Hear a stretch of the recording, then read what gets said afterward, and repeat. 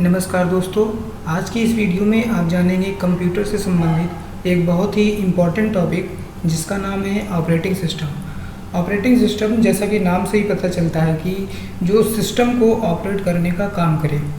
Computer अपना काम करने के लिए विभिन्न डिवाइसों एवं प्रोग्रामों की सहायता लेता है और इन डिवाइसों एवं प्रोग्रामों को ऑपरेट करने के लिए भी एक अलग तरीके के कंप्यूटर प्रोग्राम की ज़रूरत होती है, जिसे हम ऑपरेटिंग सिस्टम कहते हैं, जो कि कंप्यूटर के डिवाइसों और प्रोग्रामों को नियंत्रित करने का काम करता है। बिना इस ऑपरेटिंग सिस्टम के हमारा कंप्यूटर सिस्टम कुछ भी नहीं है, सिर्फ एक डब्बा के समान ही है। देखिए, जब हम मार्केट से कोई भी लैपटॉप या मोबाइल कुछ भी खरीद कर लाते हैं तो उसमें ऑपरेटिंग सिस्टम होता ही है, क्योंकि बिना ऑपरेटिंग सिस्टम के आपका कंप्यूटर हो या मोबाइल हो वो ऑपरेट नहीं हो सकता। ऑपरेटिंग सिस्टम एक ऐसा कंप्यूटर प्रोग्राम है जो कंप्यूटर के अन्य प्रोग्राम का संचालन करता है, कंप्यूटर यूज़र और कंप्यूटर सिस्टम के बीच समन्वय स्थापित करता है, यानी एक ब्रिज का काम करता है। यह हमारे निर्देशों को कंप्यूटर को समझाता है। तो चलिए ऑपरेटिंग सिस्टम के बारे में और भी कुछ हम जानते हैं डिटेल में। तो ऑपरेटिंग सिस्टम के इस भाग में हम जानेंगे ऑपरेटिंग सिस्टम की डेफिनेशन, उसकी सर्विसेज और क्या क्या कंपोनेंट्स होते हैं ऑपरेटिंग सिस्टम के। तो चलिए वीडियो को स्टार्ट करते हैं और आगे जानते हैं। तो सबसे पहले हम यहाँ पर जानेंगे ऑपरेटिंग सिस्टम के डेफिनेशन के बारे में। An operating system is a program. Operating system एक प्रोग्राम होता है that controls the execution of an application program, जो कि एप्लीकेशन प्रोग्राम के एग्जीक्यूशन को कंट्रोल करने का काम करता है। And act as an interface between the user of a computer and computer hardware, और कंप्यूटर के यूजर्स और कंप्यूटर हार्डवेयर के बीच एक इंटरफेस का काम करता है, यानी कंप्यूटर के जो यूजर्स होंगे और कंप्यूटर के जो हार्डवेयर होंगे उनको कनेक्ट करने का काम करता है। नेक्स्ट है operating system create an environment where the user can run any programs और कम्युनिकेट विद सॉफ्टवेयर और application in a comfortable and well organized way. Operating system एक ऐसा एनवायरनमेंट क्रिएट करता है जहां पर यूजर्स कोई भी प्रोग्राम को रन कर सकते हैं, कम्युनिकेट हो सकते हैं विद सॉफ्टवेयर और एप्लीकेशन के द्वारा एक बहुत ही कंफर्टेबल वे में और ऑर्गेनाइज्ड वे में। नेक्स्ट है An operating system is a software program that manage and control the program, software resources and computer hardware. Operating system जो कि मैनेज करता है, कंट्रोल करता है किसी प्रोग्राम को, सॉफ्टवेयर रिसोर्सेज को एंड कंप्यूटर हार्डवेयर को। नेक्स्ट है an operating system perform all the basic task like file management, memory management, process management, handling input output and controlling peripheral devices such as disk drive and printers. ये सभी task हैं operating system के, जिसके बारे में भी हम आगे डिटेल में जानेंगे। अब हम जानेंगे ऑपरेटिंग सिस्टम के सर्विसेज के बारे में। सबसे पहले आता है प्रोग्राम एग्जीक्यूशन, यानी जहाँ पर प्रोग्राम एग्जीक्यूट होगा। ऑपरेटिंग सिस्टम ऐसे फैसिलिटी प्रोवाइड करेगा जहाँ पर सेकेंडरी मेमोरी से कोई भी प्रोग्राम लोड होकर के मेन मेमोरी में आएगा और वहाँ पर प्रोग्राम का एग्जीक्यूशन होगा। नेक्स्ट है इनपुट आउटपुट ऑपरेशन, यानी ऑपरेटिंग सिस्टम का एक ऐसा पार्ट जहां पर इनपुट आउटपुट से रिलेटेड ऑपरेशन परफॉर्म होगा। यूजर्स अपने अकॉर्डिंग कोई भी इनपुट देगा और उस पर प्रोसेस होने के बाद एक आउटपुट जनरेट होगा जो कि किसी भी आउटपुट डिवाइस पर शो होगा। नेक्स्ट आता है प्रोसेस टर्मिनेशन। अब ऑपरेटिंग सिस्टम के पास ऐसी फैसिलिटी भी है, यदि कोई भी यूजर्स बीच में ही किसी प्रोग्राम को टर्मिनेट करना चाहता है किसी भी वजह से, या मान लीजिए कोई भी एरर आ जाता है, तो उस प्रोसेस को यदि वो टर्मिनेट करना चाहता है तो वो आसानी से प्रोग्राम को टर्मिनेट कर सकता है।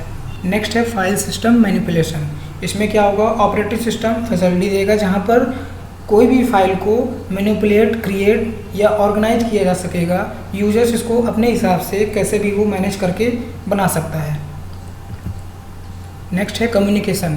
अब मल्टी प्रोसेसिंग यानी मल्टी प्रोसेसिंग इन्वायरमेंट में जहाँ पर बहुत सारे टास्क हो रहे होंगे, वहाँ पर अलग अलग टास्क जो है वो एक दूसरे से कम्युनिकेट हो सकते हैं, कम्युनिकेट हो पाएंगे आसानी से। नेक्स्ट है एरर डिटेक्शन। अब किसी भी प्रोग्राम के एग्जीक्यूशन के दौरान यदि कोई भी एरर आता है तो ऑपरेटिंग सिस्टम यूजर्स को बताने का काम करेगा कि एरर कहाँ पर आ रहा है और किस वजह से आ रहा है। फॉर एग्जांपल, मान लीजिए किसी भी डिवाइस ड्राइवर की वजह से एरर आ सकते हैं, या किसी भी रिसोर्सेस के ना होने की वजह से भी एरर आ सकता है। तो बहुत सी चीज़ें हैं जिसकी वजह से एरर डिटेक्ट होगा और वो यूजर्स को बताने का काम करेगा। नेक्स्ट है जॉब अकाउंटिंग।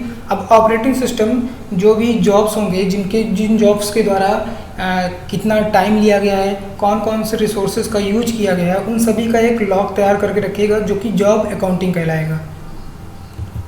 नेक्स्ट है रिसोर्स एलोकेशन। अब जो भी प्रोसेस होगा, मान लीजिए किसी भी प्रोसेस के द्वारा रिक्वेस्ट किया गया, तो यहाँ पर ऑपरेटिंग सिस्टम क्या करेगा, वो रिसोर्सेज अवेलेबल कराएगा।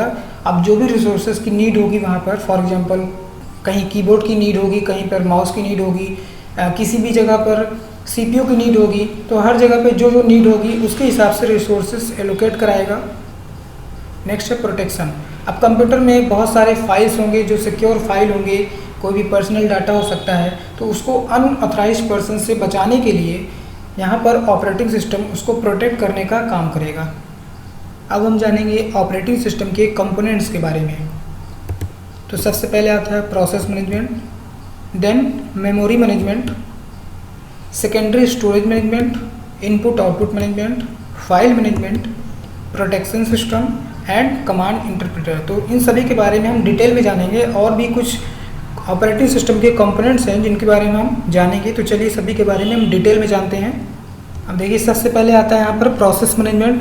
प्रोसेस मैनेजमेंट क्या होगा, किसी भी टास्क या जॉब के लिए अगर प्रोसेसर अवेलेबल कराया जा रहा है ऑपरेटिंग सिस्टम के द्वारा, वो कहलाएगा प्रोसेस मैनेजमेंट, यानी किसी भी प्रोसेस का मैनेजमेंट करना। तो चलिए इसके बारे में और डिटेल में जानते हैं। In multi programming environment the operating system decide which process get the processor when and for how much time. This function is called process scheduling. तो मल्टी प्रोग्रामिंग इन्वायरमेंट में ऑपरेटिंग सिस्टम ये decide करेगा कि किस process को कितना processor और कितने टाइम के लिए चाहिए होगा, तो वो डिसाइड करेगा ऑपरेटिंग सिस्टम। और ये सारी चीज़ें कहाँ होंगी, प्रोसेस मैनेजमेंट के अंतर्गत, और इसे ही क्या कहा जाएगा, प्रोसेस शेड्यूलिंग। नेक्स्ट है keep tracks of processor and status of process. तो प्रोसेस मैनेजमेंट में क्या होगा, ये प्रोसेसर और प्रोसेस के स्टेटस को ध्यान में रखेगा। The program responsible for this task is known as traffic controller. और इस टास्क के लिए जो भी प्रोग्राम रिस्पॉन्सिबल होगा उसे ट्रैफिक कंट्रोलर कहा जाएगा। नेक्स्ट है creation and deletion of users and system processes. तो यहाँ पर प्रोसेस मैनेजमेंट क्या करेगा, किसी भी प्रोसेस को क्रिएट करने का काम करेगा, उसको डिलीट करने का काम करेगा। जब भी प्रोसेस कंप्लीट हो जाएगा, एग्जीक्यूट हो जाएगा, तो वहाँ से प्रोसेसर को हटाने का काम करेगा। नेक्स्ट है load of program into memory. Program को मेमोरी में लोड करने का काम करेगा। नेक्स्ट है एग्जीक्यूट दी प्रोग्राम। प्रोग्राम को एग्जीक्यूट करने का काम करेगा प्रोसेस मैनेजमेंट।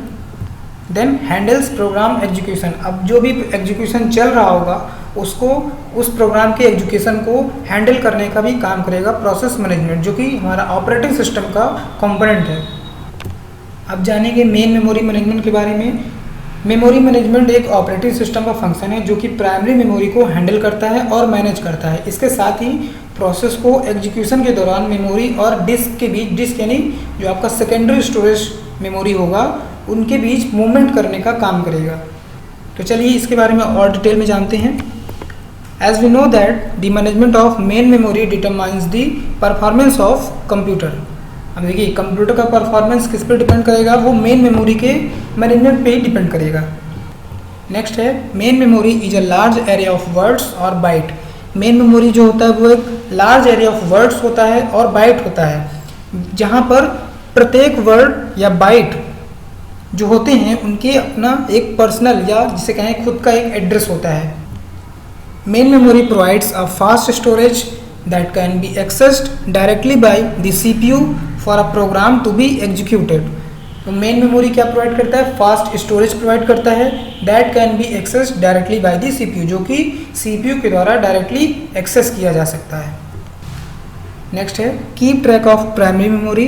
प्राइमरी मेमोरी को ये ध्यान में रखता है और ये देखता रहता है कि मेमोरी का कौन सा पार्ट किसके द्वारा यूज किया जा रहा है और कौन सा पार्ट यूज में नहीं, यानी कौन सा पार्ट यूज में लिया जा रहा है और कौन सा पार्ट यूज में नहीं है अभी। नेक्स्ट है allocates the memory when a process request it to do so. यानी जब भी कोई प्रोसेस रिक्वेस्ट करता है मेमोरी के लिए, तो मेन मेमोरी मैनेजमेंट क्या करता है, उसे मेमोरी को एलोकेट करने का काम करता है। नेक्स्ट है in multi programming the operating system decide which process will get memory when and how much. Multi programming में ऑपरेटिंग सिस्टम क्या करेगा, ये डिसाइड करेगा कि कब मेमोरी की आवश्यकता है और कितने मेमोरी की आवश्यकता होगी, यानी किसी भी प्रोसेस को कब और कितने मेमोरी चाहिए वो डिसाइड करेगा मेन मेमोरी मैनेजमेंट। नेक्स्ट है it keep tracks of used and unused part of main memory. इसके पहले भी हमने बताया था कि मेमोरी का जो भी यूज्ड और अनयूज्ड पार्ट होगा उसको भी ये ध्यान में रखेगा, उसको भी ये कंट्रोल करने का काम करेगा। नेक्स्ट जानते हैं सेकेंडरी स्टोरेज मैनेजमेंट। इसमें क्या होगा कि जो भी डाटा होता है आपका, डाटा या कोई भी प्रोग्राम, वो आपका सेकेंडरी स्टोरेज डिवाइस में स्टोर होता है। अब उससे से रिलेटेड सेकेंडरी स्टोरेज मैनेजमेंट में क्या क्या चीज़ें होती हैं हम इसमें डिटेल में जानते हैं। तो सबसे पहले जान लेते हैं the main work of computer is data processing. Computer का जो मेन वर्क होता है वो डेटा प्रोसेसिंग होता है। Data processing use data and program. Data processing क्या यूज करता है, डेटा एंड प्रोग्राम का यूज करता है। It keep track of free space available on the disk. ये ध्यान रखता है कि डिस्क में जो भी फ्री स्पेस अवेलेबल है उनको ये कंट्रोल करता है, ट्रैक करने का काम करता है, ताकि यदि किसी भी डाटा को या प्रोग्राम को सेव करना हो तो ईजिली वहाँ पर सेव किया जा सके। नेक्स्ट है it allocates space to the data and program on disk. तो ये डिस्क में डाटा या किसी भी प्रोग्राम को स्पेस एलोकेट करता है, यानी स्पेस प्रोवाइड कराता है। It perform the disk scheduling और इनपुट आउटपुट शेड्यूलिंग एक्सरसाइज। तो ये क्या करता है, डिस्क शेड्यूलिंग और इनपुट आउटपुट शेड्यूलिंग भी परफॉर्म करता है। नेक्स्ट है the operating system mark the bad storage area on the disk. तो ऑपरेटिंग सिस्टम क्या करेगा, डिस्क में जो भी बैड स्टोरेज एरिया होगा उनको मार्क करने का काम करेगा, या ये कहें कि जो भी अनयूज्ड पार्ट होंगे उनको मार्क करेगा ये। नेक्स्ट जानेंगे इनपुट आउटपुट मैनेजमेंट के बारे में। Without input there will be no output, यानी जब तक हम कोई भी इनपुट नहीं देते हैं तो हमें कोई भी आउटपुट उससे रिलेटेड नहीं मिलता है। The operating system act as an interpreter between the computer and human being. Operating system क्या करता है, आपके कंप्यूटर और ह्यूमन बीइंग के बीच इंटरप्रेटर का काम करता है, जिसपे इनपुट आउटपुट मैनेजमेंट का एक मेन रोल होता है।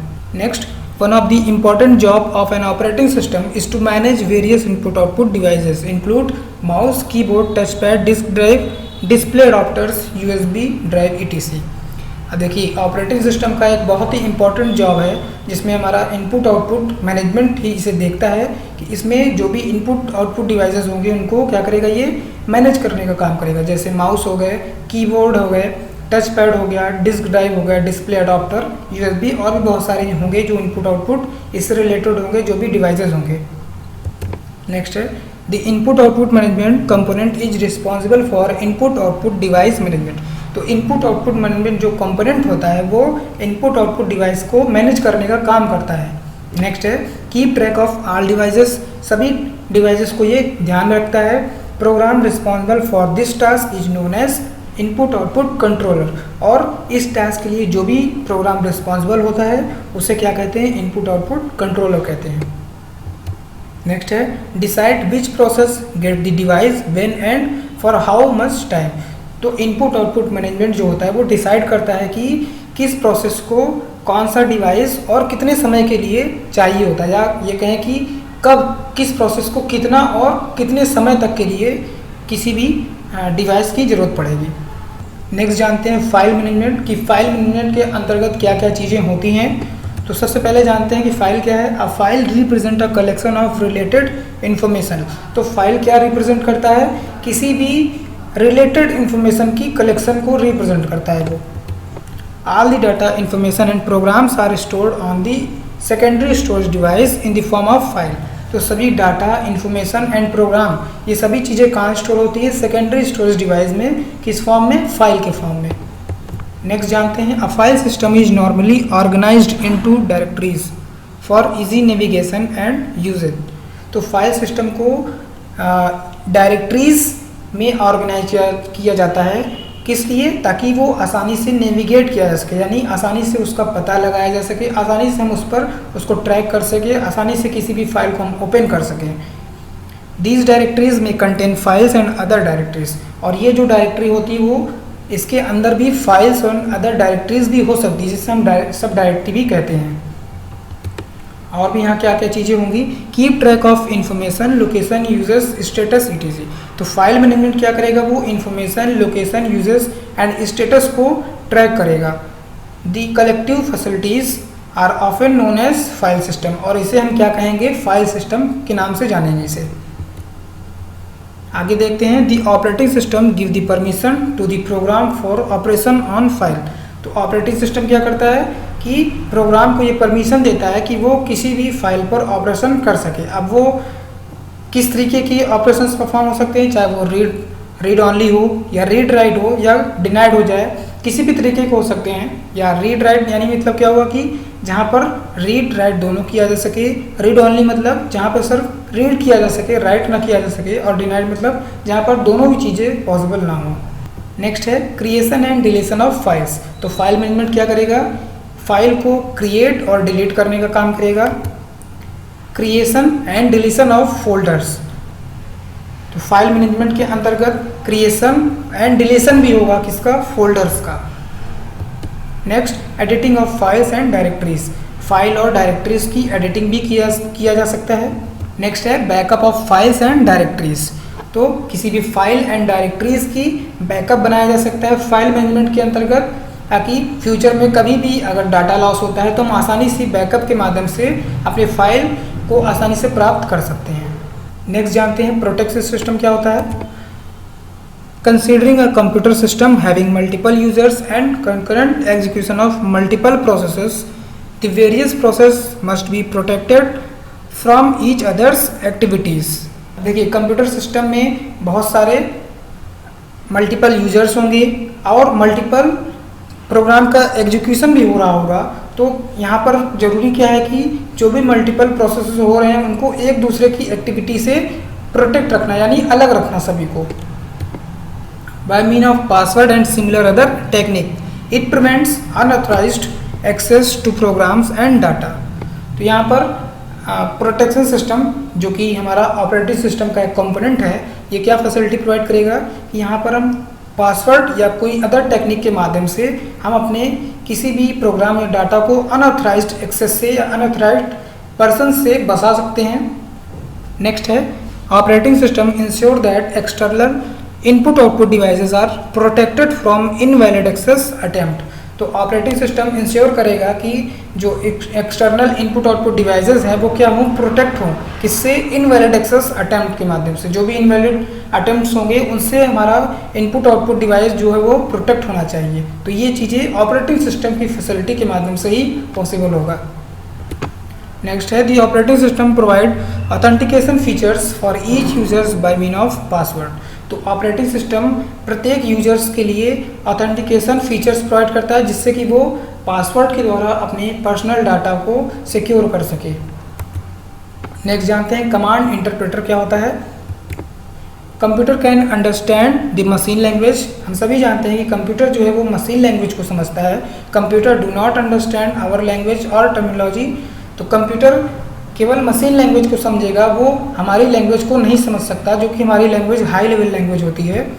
नेक्स्ट है so in operating system there is a component which is responsible for converting our language in computer understandable language, this known is command interpreter. तो जैसे कि हमने बताया कि कंप्यूटर हमारी लैंग्वेज नहीं समझ सकता, वो सिर्फ मशीन लैंग्वेज को ही समझेगा। तो ऑपरेटिंग सिस्टम क्या करता है, एक कमांड इंटरप्रेटर के माध्यम से हमारे लैंग्वेज को कंप्यूटर के अंडरस्टैंडेबल लैंग्वेज में चेंज करता है, जिससे कि कंप्यूटर उस लैंग्वेज को समझ सके और हमारे द्वारा दिए गए टास्क को परफॉर्म कर सके। नेक्स्ट है command interpreter is responsible for understanding and translating the command instruction given by the user and act accordingly. तो कमांड इंटरप्रेटर जो होगा वो अंडरस्टैंड करेगा और ट्रांसलेट करेगा कमांड और इंस्ट्रक्शन को जो कि यूजर्स के द्वारा दिया गया है, और उसी के अकॉर्डिंग वो वर्क करेगा। तो और अदर कंपोनेंट्स के बारे में जानते हैं कुछ। यहाँ पर है कम्युनिकेशन, जिसके बारे में हमने पहले भी थोड़ा डिस्कस किया था। कम्युनिकेशन मतलब हो सकता है कि किसी अदर सॉफ्टवेयर के माध्यम से कम्युनिकेट करना, या हम ये कह सकते हैं कि जैसे ऑपरेटिंग सिस्टम होगा तो ऑपरेटिंग सिस्टम में हम बहुत सारे सॉफ्टवेयर को इंस्टॉल करते हैं, तो ऑपरेटिंग सिस्टम उस सॉफ्टवेयर के द्वारा कम्युनिकेट होता है, उनसे जुड़ता है, या बहुत सारे आपके प्रोग्राम चल रहे होते हैं, तो वहाँ पर भी क्या होगा कि ये एक दूसरे से कम्युनिकेट करने का काम करता है, एक दूसरे को जोड़ने का काम करता है। एरर डिटेक्शन, इसके बारे में हमने डिस्कस किया था अभी पहले भी। रिसोर्स एलोकेशन यानी रिसोर्स एलोकेट करना, अलग अलग प्रोसेस को किस तरीके की, किसको क्या रिसोर्स की अवेलेबिलिटी चाहिए, किसे किस तरीके की रिसोर्सेज चाहिए, तो वहाँ पर रिसोर्स एलोकेशन काम आएगा। जॉब अकाउंटिंग, इसके बारे में भी हमने पहले बताया है अभी। तो यहाँ पर हमारा ऑपरेटिंग सिस्टम का टॉपिक फिनिश हुआ। यहाँ पर कुछ ऑपरेटिंग सिस्टम के नेम दिए गए हैं जिसे आप पढ़ सकते हैं। Windows operating system, Mac operating system, Linux, Ubuntu, Android operating system, iOS, MS-DOS, Symbian OS। तो ये सभी ऑपरेटिंग सिस्टम हैं। तो यहाँ पर हमारा टॉपिक फिनिश होता है ऑपरेटिंग सिस्टम का। नेक्स्ट टॉपिक में हम जानेंगे ऑपरेटिंग सिस्टम के टाइप के बारे में, डिटेल में जानेंगे।